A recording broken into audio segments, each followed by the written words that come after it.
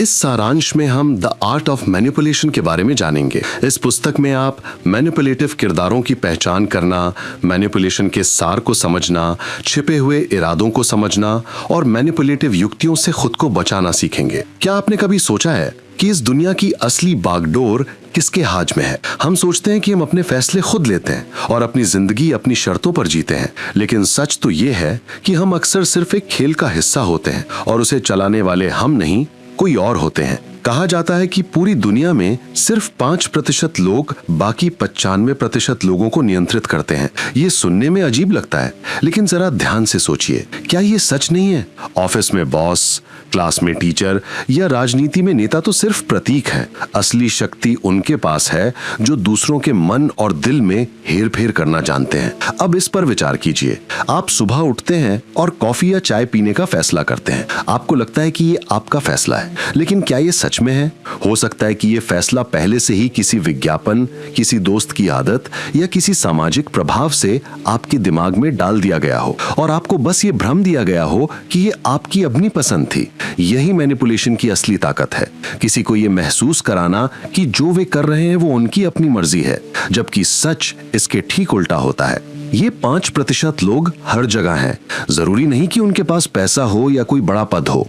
उनकी असली ताकत है दूसरों से वो करवाने की क्षमता जो वे चाहते हैं। ये लोग भीड़ में चुपचाप रहते हैं, लेकिन खेल को वही नियंत्रित करते हैं। वे आपकी भावनाओं से खेलते हैं, आपके डर को जगाते हैं, आपकी महत्वाकांक्षाओं को हवा देते हैं और फिर आपको उस रास्ते पर ले जाते हैं जो उनके लिए फायदेमंद होता है। एक पल के लिए सोचिए, कितनी बार आपने कोई काम सिर्फ इसलिए किया क्योंकि किसी ने आपको दोषी महसूस कराया या किसी ने चतुराई से आपकी तारीफ करके अपनी बात मनवा ली। शायद आपको लगा कि ये आपके दिल की पसंद थी, लेकिन असल में ये एक सोची समझी चाल थी। यही कारण है कि दुनिया का एक बड़ा हिस्सा सिर्फ अनुयायी बनकर रह जाता है और एक छोटी सी अल्पसंख्यक नेता बनकर सब पर राज करती है। लेकिन यहाँ पर एक सवाल उठता है, क्या मैनिपुलेशन एक बुरी चीज है? हमेशा नहीं। कभी कभी मैनिपुलेशन सकारात्मक भी हो सकता है, जैसे एक शिक्षक जो अपने छात्र को प्रेरित करने के लिए उसकी मनोविज्ञान को समझता है, या एक माता पिता जो अपने बच्चे को सही दिशा में ले जाने के लिए उसकी भावनाओं को छूते हैं। फर्क सिर्फ इतना है कि कोई उसे स्वार्थी कारणों से करता है या विकास और बेहतरी के लिए। दोस्तों, हम ये समझते हैं कि अगर हम मैनिपुलेशन को पहचान नहीं पाए तो हम हमेशा किसी और की कठपुतली बने रहेंगे, लेकिन अगर हम इस कौशल को सीख लें तो न केवल हम खुद को दूसरों के प्रभाव से बचा सकते हैं, बल्कि खुद भी स्थितियों को नियंत्रित कर सकते हैं। अब सोचिए, आप किस श्रेणी में रहना चाहेंगे? उन 95% में जो बस दूसरों की चालों में फंसे रहते हैं, या उन 5% में जो खुद खेल के मास्टर हैं? याद रखिए, जिंदगी एक शतरंज की बिसात है। हर कोई प्यादे की तरह आगे बढ़ता है, लेकिन जीतता वही है जो खेलना सीख जाता है। जरा सोचिए, आपकी जिंदगी में कितनी बार ऐसे लोग मिले हैं जो बाहर से तो बहुत मासूम दिखते हैं, लेकिन अंदर से आपको अपने अदृश्य जाल में फंसाने की कोशिश कर रहे होते हैं। कभी वे दोस्त बनकर आते हैं, कभी सहकर्मी, और कभी कभी हमारे अपने रिश्तों में भी। ये लोग साधारण नहीं होते, वे मैनिपुलेशन की दुनिया के असली खिलाड़ी होते हैं। अगर आप किसी भी भीड़ में ध्यान से देखें तो कुछ चेहरे जल्दी ही पहचान लिए जाते हैं। उदाहरण के लिए, वो व्यक्ति जो हमेशा दूसरों की कमजोरियों पर नजर रखता है। वे आपकी आदतें देखते हैं, आपके लहजे का विश्लेषण करते हैं और आपकी हर छोटी गलती को अपने दिमाग में जमा कर लेते हैं। बाहर से वे सामान्य दिखते हैं, लेकिन असल में वे आपको एक किताब की तरह पढ़ रहे होते हैं। और फिर वे लोग होते हैं जो हमेशा खुद को लाचार दिखाते हैं। वे खुद को एक पीड़ित के रूप में प्रस्तुत करते हैं ताकि दूसरे उन पर तरस खाकर उनकी हर मांग पूरी कर दें। आपको लगता है कि आप उनकी मदद कर रहे हैं, लेकिन असल में आप उनकी अदृश्य रणनीति का हिस्सा बन जाते हैं। हर बार जब वे कहते हैं कि मुझे नहीं पता कि मैं अकेले क्या करूंगा, या मैं तुम्हारे बिना जी नहीं सकता, तो वे आपकी भावनाओं पर नियंत्रण हासिल कर रहे हैं। कुछ किरदार मीठी बातों से भी अपना जादू चलाते हैं। उनका हर शब्द चाशनी में डूबा होता है। वे बार बार आपकी तारीफ करेंगे, आपको खास महसूस कराएंगे और आप उनके जाल में फंस जाएंगे। आपको लगेगा कि ये व्यक्ति सच में आपसे प्रभावित है, लेकिन सच तो ये है कि वे आपकी सतर्कता को कम करना चाहते हैं, ताकि जब वे अपनी असली चाल चलें तो तो आप विरोध न कर सकें। सोचिए कितनी बार ऐसा हुआ है, किसी ने आपसे कुछ कहा जिस पर आपने भरोसा कर लिया और बाद में आपको एहसास हुआ कि वो भरोसा सिर्फ उनके काम आया। यही खतरनाक हिस्सा है। मैनिपुलेटिव किरदार आपको केवल तब तक समर्थन देते हैं जब तक उनका फायदा होता है, उसके बाद वे ऐसे गायब हो जाते हैं जैसे वे कभी थे ही नहीं। सस्पेंस ये है कि ये लोग हमेशा आसानी से पहचाने नहीं जाते। कभी कभी वे सालों तक आपके करीब रहते हैं और आपको पता भी नहीं चलता कि वे असल में कदम बाय कदम आपका इस्तेमाल कर रहे हैं। ये शतरंज की तरह है, हर चाल ध्यान से सोची समझी होती है। वे आपको इमोशनली डिपेंडेंट बनाते हैं ताकि जब वे आपसे कुछ मांगे तो आप ना नहीं कह सकें। लेकिन डरने की जरूरत नहीं है। अगर आप जागरूक हैं तो आप इन किरदारों को पहचान सकते हैं। आपको बस थोड़ा अवलोकन करना है। कौन है जो हमेशा आपके मन और दिल पर एक सूक्ष्म दबाव डाल रहा है, कौन आपको बार बार दोषी महसूस कराता है और कौन धीरे धीरे आपको अपनी मर्जी के अनुसार मोड़ने की कोशिश कर रहा है। ये यात्रा निश्चित रूप से असहज है, क्योंकि जब आप लोगों के असली चेहरों को पहचानेंगे तो आपको अक्सर झटका लगेगा कि जिन्हें आप अपना समझते थे वे असल में आपको मैनिपुलेट कर रहे थे। लेकिन इस सच्चाई को जानना जरूरी है, वरना आप हमेशा उस भीड़ का हिस्सा बने रहेंगे जो दूसरों के हाथों की कठपुतली है। तो सवाल यह है कि क्या आप अब भी इन चेहरों को नजरअंदाज करेंगे, या आप अपनी आंखें खोलकर देखेंगे कि कौन आपके साथ है और कौन सिर्फ आप पर नियंत्रण चाहता है। याद रखिए, मासूम दिखना भी मैनिपुलेशन की दुनिया में एक हथियार है, और अगर आप इन किरदारों को पहचान गए तो आप कभी उनके जाल में नहीं फंसेंगे। कल्पना कीजिए कि आप किसी व्यक्ति को पूरी तरह से कैसे नियंत्रित करेंगे। जंजीरों और तालों से, डर और धमकियों से। शायद ये तरीके कुछ समय के लिए काम करेंगे, लेकिन लंबे समय तक नहीं। सच्ची गुलामी कभी शरीर की नहीं होती, ये मन और भावनाओं की होती। और जब कोई आपके मन पर कब्जा कर लेता है तो आपको किसी भौतिक पिंजरे की भी जरूरत नहीं होती। एक ऐसे रिश्ते की कल्पना कीजिए जहां आप हर बार समझौता करते, हर बार यस कहते हैं, तब भी जब आपका दिल ना कह रहा हो। धीरे धीरे आपकी पहचान मिटने लगती है और आप उस व्यक्ति की मर्जी के अनुसार जीने लगते हैं। यही सच्ची गुलामी है। और सबसे बड़ा ट्विस्ट ये है कि आपको पता भी नहीं चलता कि ये हो रहा है। ये प्रक्रिया हमेशा सूक्ष्म होती है। ये छोटी छोटी बातों से शुरू होती है। उदाहरण के लिए, कोई व्यक्ति बार बार आपसे मदद मांगता है। पहले आप यूं ही कर देते हैं, फिर और ज्यादा, और धीरे धीरे अगर आप मदद ना करें तो आपको दोषी महसूस होने लगता है। वो अपराध बोध आपको एक जंजीर की तरह बांध लेता है। अब वे आपसे कुछ भी करवा सकते हैं क्योंकि आप फंस चुके हैं। फिर आती है निर्भरता। कोई बार बार कहता है, मैं तुम्हारे बिना कुछ नहीं कर सकता। शुरुआत में आपको लग सकता है कि यह प्यार या परवाह है, लेकिन सच में ये एक जाल है। आप खुद को उस व्यक्ति का रक्षक समझने लगते हैं और धीरे धीरे आपका पूरा समय, ऊर्जा और फैसले उनकी ओर मुड़ जाते हैं। अब आप स्वतंत्र नहीं हैं, आप उनके लिए जी रहे हैं। ये गुलामी का सबसे खतरनाक रूप है। मैनिपुलेशन का सबसे शक्तिशाली हथियार है भावना। जब कोई आपकी भावनात्मक तार छेड़ता है तो आपको लगता है कि आप अपने दिल की सुन रहे हैं, लेकिन असल में आप किसी और की धुन पर नाच रहे हैं। कितनी बार आपने ऐसे लोगों को देखा है जो अपने विषाक्त रिश्तों से बाहर नहीं निकल पाते क्योंकि उन्हें लगता है कि अगर वे चले गए तो दूसरा व्यक्ति बर्बाद हो जाएगा। यही सोच असली पिंजरा है। सस्पेंस ये है कि कभी कभी ये गुलामी इतनी अदृश्य होती है कि पीड़ित खुद ही इसे प्यार का नाम दे देता है। उन्हें लगता है कि ये त्याग है, ये वफादारी है, लेकिन असल में ये सिर्फ एक अच्छी तरह से तैयार किया गया मैनिपुलेशन है। और मैनिपुलेटर की सबसे बड़ी जीत तब होती है जब पीड़ित अपनी गुलामी को प्यार मानकर खुश होने लगता है। अब सवाल उठता है कि क्या इससे बचना संभव है? हाँ, लेकिन पहले आपको जागरूकता की जरूरत है। यह समझना जरूरी है कि कोई भी रिश्ता तभी स्वस्थ होता है जब दोनों लोग स्वतंत्र रहते हुए एक दूसरे को चुने। अगर किसी भी रिश्ते में आप खुद को खो रहे हैं, अपनी पहचान का त्याग कर रहे हैं और सिर्फ दूसरे की मर्जी के अनुसार जी रहे हैं, तो ये प्यार नहीं, गुलामी है। दुनिया का इतिहास देखिए, सबसे बड़े साम्राज्य हथियारों से नहीं बल्कि मन पर नियंत्रण से बनाए गए थे। लोगों को ये विश्वास दिलाया गया कि वे अपने लिए सही कर रहे हैं, जबकि असल में वे किसी और के फायदे के लिए काम कर रहे थे। ये फॉर्मूला आज भी व्यक्तिगत जीवन, व्यापार और समाज में दोहराया जाता है। अब सोचिए, क्या आपके आसपास कोई ऐसा है जो धीरे धीरे आपको अपने लिए एक कठपुतली बना रहा है? वो जो हर बार आपकी पसंद पर सवाल उठाता है, आपको दोषी महसूस कराता है और आपको ये विश्वास दिलाता है कि उसकी खुशी आप पर निर्भर करती है। अगर हाँ, तो समझिए कि ये गुलामी शुरू हो चुकी है। याद रखिए, सबसे खतरनाक जेल वो है जिसकी दीवारें दिखाई नहीं देती, और सबसे बड़ा मालिक वो है जो आपको ये विश्वास दिलाता है कि आप आजाद हैं, जबकि आप असल में उसकी अदृश्य जंजीरों से बंधे हुए हैं।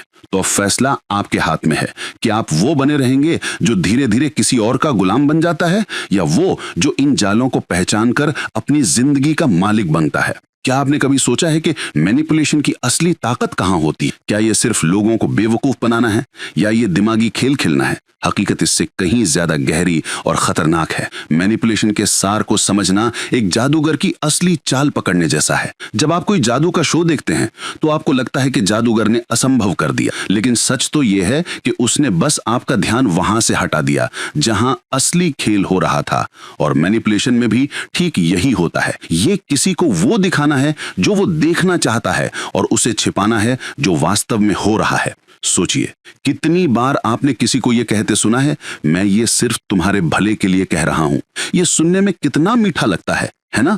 लेकिन कभी कभी इस वाक्य के पीछे स्वार्थ छिपा होता है। मैनिपुलेटर ठीक यही करता है। वे आपको यह विश्वास दिलाते हैं कि उनका हर शब्द आपके फायदे के लिए है, जबकि असल में उनका हर कदम उनके अपने फायदे के लिए होता है। मैनिपुलेशन का असली खेल भावनाओं पर खेला जाता है। इंसान तथ्यों से ज्यादा जल्दी भावनाओं से प्रभावित होता है। अगर कोई आपको दोषी महसूस कराता है, अगर कोई आपके अहंकार को छूता है, या अगर वे आपकी असुरक्षाओं को जगाते हैं, तो आपके फैसले उनके हाथ की कठपुतली बन जाते हैं। और यही मैनिपुलेशन का मूल है, दूसरों को उनकी अपनी भावनाओं से नियंत्रित करना। यह प्रक्रिया कभी भी जोर शोर से नहीं होती। एक मैनिपुलेटर बहुत ही कम बार सीधा आदेश देगा, वे आपको अप्रत्यक्ष रूप से ले जाएंगे। उदाहरण के लिए, कोई जो बार बार आपकी सूक्ष्म तारीफ करता है और फिर एक दिन कोई एहसान मांगता है, उस पल आपको लगेगा कि यह एक छोटा सा काम है, लेकिन असली सूरत यह है कि वे धीरे धीरे आपको उसी पल के लिए तैयार कर रहे थे।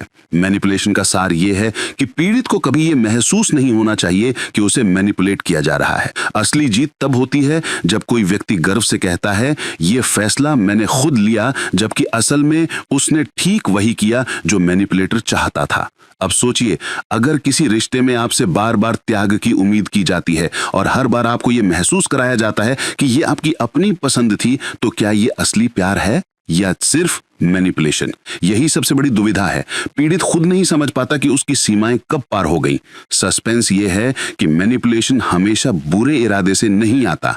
कभी कभी लोग इसका इस्तेमाल अच्छे उद्देश्य के लिए भी करते हैं। उदाहरण के लिए, एक माता पिता अपने बच्चे को पढ़ाई पर ध्यान केंद्रित करने के लिए भावनात्मक ट्रिगर्स का उपयोग करते हैं। फर्क सिर्फ इतना है कि इरादा शुद्ध है या स्वार्थी, लेकिन कौशल वही रहता है, भावनाओं पर नियंत्रण।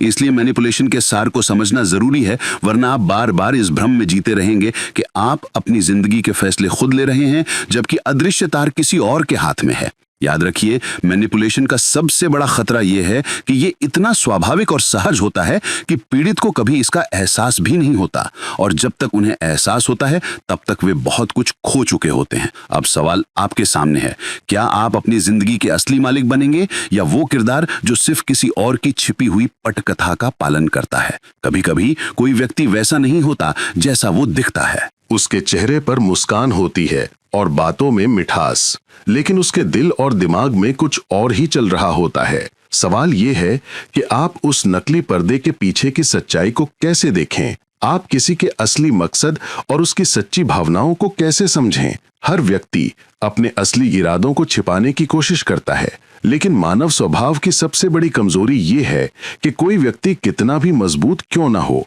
उसके छोटे छोटे हाव भाव, उसकी बॉडी लैंग्वेज और उसकी आवाज का लहजा उसे धोखा दे ही देते हैं। ध्यान से देखिए, जब कोई बात करते समय आपकी आंखों में देखने से बचता है या बार बार अपना बयान बदलता है, तो ये एक संकेत है कि वो कुछ छिपा रहा है। जब कोई मुस्कुराता है लेकिन उसकी आंखों में कोई गर्मजोशी नहीं होती, तो वो मुस्कान सिर्फ एक मुखौटा है। और जब कोई बहुत ज्यादा चापलूसी करता है, तो संभावना है कि उसके पीछे कोई छिपा हुआ एजेंडा है। असली कला है लोगों की बाहरी परत को छीलकर उनकी भीतरी सच्चाई तक पहुंचना।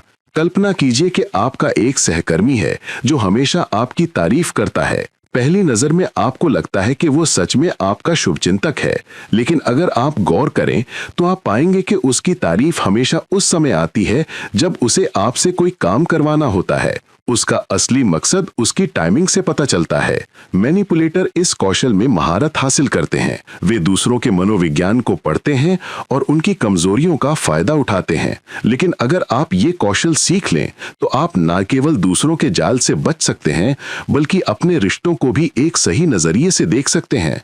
कितनी बार ऐसा हुआ है कि कोई दोस्त आपको तभी फोन करता है जब उसे मदद की जरूरत होती है, लेकिन जब आपको उसकी जरूरत होती है तो वो उपलब्ध नहीं होता। ये पैटर्न उसकी सच्ची भावनाओं को उजागर करता है।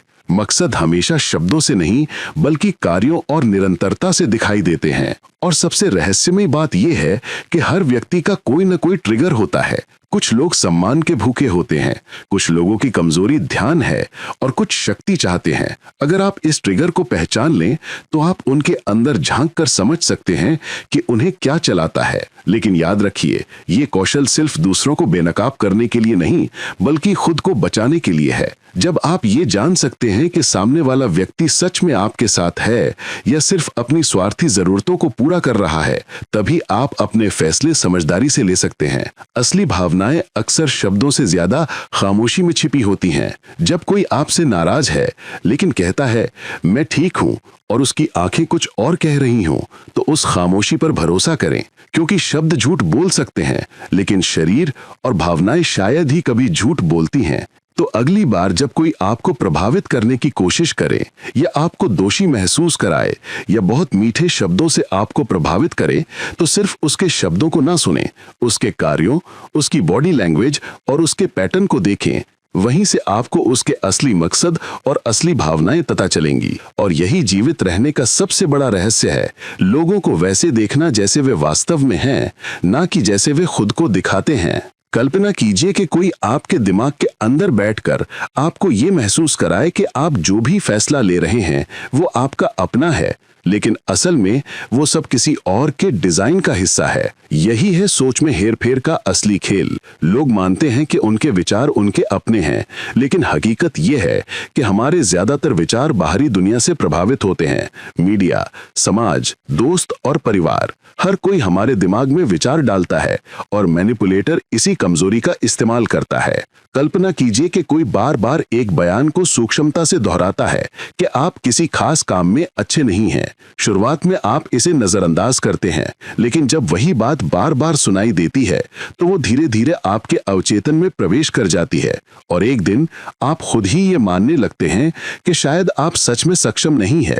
यही दोहराव का जादू है, एक विचार को बार बार दोहराकर उसे आपकी हकीकत बना देना। मैनिपुलेटर अक्सर फ्रेमिंग का इस्तेमाल करते हैं, किसी चीज को इस तरह से प्रस्तुत करना कि वो आपके दिमाग में अपने आप सही लगने लगे। मिसाल के तौर पर कोई कहता है कि अगर तुम मेरी बात नहीं मानोगे तो लोग तुम्हें स्वार्थी समझेंगे। अब यहाँ एक विकल्प दिया गया है, लेकिन फ्रेमिंग ऐसी है कि आपको लगेगा कि अगर आपने मना कर दिया तो आपको एक बुरा इंसान कहा जाएगा। आपका दिमाग उस फंदे में फंस जाएगा। सस्पेंस ये है कि मैनिपुलेटर आपको कभी भी सीधे मजबूर नहीं करता। वे आपको पसंद का भ्रम देते हैं। आपको लगता है कि आपने खुद फैसला किया है, लेकिन उस फैसले को पहले से ही काफी सावधानी से तैयार किया जा चुका था। यह सबसे खतरनाक मैनिपुलेशन है, जहां एक व्यक्ति खुद को आजाद मानकर भी एक कठपुतली बन जाता है। अब सोचिए, कितनी बार आपने कोई चीज सिर्फ इसलिए खरीदी क्योंकि किसी विज्ञापन ने आपको महसूस कराया कि ये उत्पाद आपकी जरूरत है। कितनी बार आपने किसी को यस कहा क्योंकि आपको दोषी महसूस कराया गया, या कितनी बार आपने कोई ऐसा कदम उठाया जो आपकी इमेज को बचाएगा। हर बार आपकी सोच में हेरफेर किया गया था। सोच में हेरफेर का सबसे बड़ा हथियार है भावनाएं। जब आप खुश होते हैं तो फैसले आसान लगते हैं। जब आप डरे हुए होते हैं तो आपको लगता है कि कोई भी सुरक्षित विकल्प ही सही है, और मैनिपुलेटर इन भावनाओं को जगाता है ताकि आपका दिमाग उनके रास्ते पर चले। यहाँ सबसे डरावनी बात यह है कि मैनिपुलेट किए गए व्यक्ति को कभी एहसास भी नहीं होता कि उसका दिमाग नियंत्रित कर लिया गया है। वो गर्व से कहता है, मैंने ये फैसला अपने दिल से लिया है, लेकिन सच तो यह है कि उस फैसले में पहले ही हेरफेर किया जा चुका था। तो असली सवाल यह है कि क्या आप अपने विचारों के मालिक हैं या सिर्फ उन प्रभावों के गुलाम हैं जो बाहर से आपके दिमाग में भरे जा रहे हैं। याद रखिए, दिमागी हेरफेर तभी काम करता है जब कोई अनजान हो, जैसे ही आप जागरूक हो जाते हैं, जैसे ही आप ये पहचान सकते हैं कि कोई आपके सोचने के तरीके को आकार दे रहा है, तो आप उस जाल से बच सकते हैं, क्योंकि अंत में आपके विचार ही आपके जीवन की दिशा तय करते हैं। अगर वे विचार किसी और के नियंत्रण में है, तो आपकी जिंदगी भी उनके हाथ में है। जरा कल्पना कीजिए कि कोई आपसे वो काम करवाए जो आप कभी नहीं करना चाहते थे, और हैरानी की बात यह है कि उस काम को करने के बाद आपको खुशी भी महसूस हो। यह मैनिपुलेशन का सबसे खतरनाक और आकर्षक रूप है, जब किसी व्यक्ति को उसकी इच्छा के विरुद्ध भी काम करने के लिए प्रभावित किया जाता है और फिर वो उस काम को अपनी पसंद मानकर पसंद करने लगता है। एक ऐसे बच्चे के बारे में सोचिए जिसे सब्जियां खाना बिल्कुल पसंद नहीं है, लेकिन अगर कोई उसकी प्लेट को रंगीन बना दे, एक कहानी गढ़ दे कि यह पालक तुम्हें सुपरमैन की ताकत देगा, तो बच्चा विरोध नहीं करेगा बल्कि उत्साह से खाएगा। उसने वो किया जो वो नहीं करना चाहता था, लेकिन उसे ये महसूस कराया गया कि ये उसके फायदे के लिए और उसकी मर्जी से था। इसी तरह यही चीज बड़े स्तर पर होती है। एक कर्मचारी को यह विश्वास दिलाया जाता है कि ओवरटाइम काम करना उसकी वफादारी का प्रतीक है। धीरे धीरे वो ये मानने लगता है कि कंपनी के लिए अतिरिक्त घंटे देना उसकी अपनी पसंद है। असल में उसे उसकी इच्छा के विरुद्ध धकेला गया था, लेकिन प्रस्तुति इतनी स्मार्ट थी कि उसने इसे अपनी खुशी बना लिया। सस्पेंस ये है कि यही मैनिपुलेशन की असली ताकत है। एक व्यक्ति को यह भ्रम देना कि नियंत्रण उसके हाथ में है, जबकि असली नियंत्रण किसी और के हाथ में होता है। ये रणनीति अक्सर अपराध बोध, चापलूसी और मनोवैज्ञानिक तरकीबों का मिश्रण होती है। पहले व्यक्ति को विरोध करने दिया जाता है, फिर उसे चतुराई से यह विश्वास दिलाया जाता है कि विरोध ही उसकी कमजोरी है, और एक बार जब वो मान जाता है तो उसकी इच्छा टूट जाती है और वो मैनिपुलेटर की शर्तों पर चलने लगता है। असली जादू तब होता है जब मैनिपुलेट किया गया व्यक्ति खुद कहता है कि मैंने ये कदम अपनी खुशी के लिए उठाया, लेकिन सच तो यह है कि उस खुशी की परिभाषा पहले से ही उसके अंदर डाल दी गई थी। कितनी बार आपने कोई उत्पाद सिर्फ इसलिए खरीदा क्योंकि आपको यह विश्वास दिलाया गया कि यह आपकी पहचान को बेहतर बनाएगा। आप विरोध कर रहे थे, सोच रहे थे मुझे इसकी जरूरत नहीं है, लेकिन फिर विज्ञापन ने आपके अंदर एक इच्छा पैदा कर दी, और जब आपने इसे खरीदा तो आपको लगा कि यह फैसला आपका अपना था। यही है आपकी इच्छा के विरुद्ध मैनिपुलेशन और आपको उसे पसंद करवाना। मैनिपुलेटर इस तकनीक का उपयोग रिश्तों को भी नियंत्रित करने के लिए करते हैं। एक साथी अपने दूसरे साथी को यह विश्वास दिला सकता है कि त्याग करना प्यार का सबसे बड़ा प्रतीक है। धीरे धीरे पीड़ित अपनी इच्छा के विरुद्ध भी हर बार त्याग करने पर खुशी महसूस करने लगता है। यह सुनने में डरावना लग सकता है, लेकिन यह मानव मनोविज्ञान का सबसे कमजोर हिस्सा है।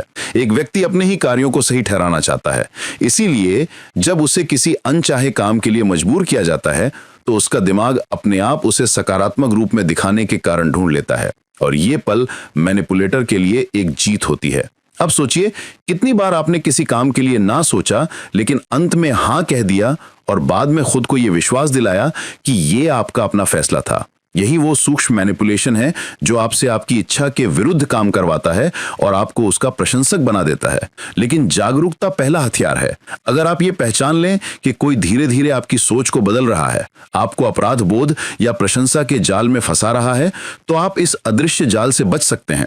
याद रखिए, मैनिपुलेशन की अंतिम विजय तब होती है जब पीड़ित खुद अपनी गुलामी को स्वतंत्रता मानने लगता है, और अंतिम स्वतंत्रता तब होगी जब आप अपने फैसलों के प्रति इतने जागरूक हो जाएंगे कि कोई भी आपको आपकी इच्छा के विरुद्ध नहीं चला सकता। तो दोस्तों, द आर्ट ऑफ मैनिपुलेशन हमें एक गहरा सच सिखाती है। यह दुनिया इतनी सरल नहीं है जितनी सतह पर दिखती है।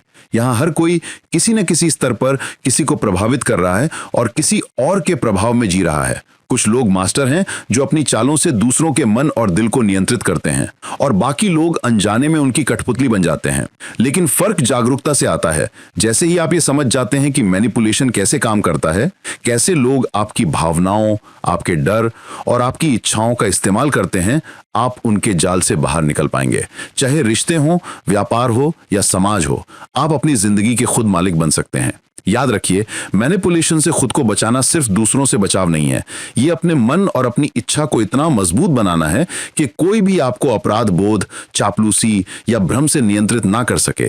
क्योंकि अंत में असली स्वतंत्रता तब है जब आप अपने फैसले अपनी स्पष्टता और जागरूकता के साथ लेते हैं। याद रखिए, दुनिया एक खेल है, लेकिन खेल को समझने वाला ही जीतता है। संक्षेप में यह किताब सिखाती है कि मैनिपुलेशन के तरीकों को समझकर और जागरूक रहकर ही हम दूसरों के अदृश्य नियंत्रण से खुद को बचा सकते हैं और अपने जीवन के फैसले पूरी स्वतंत्रता के साथ ले सकते हैं।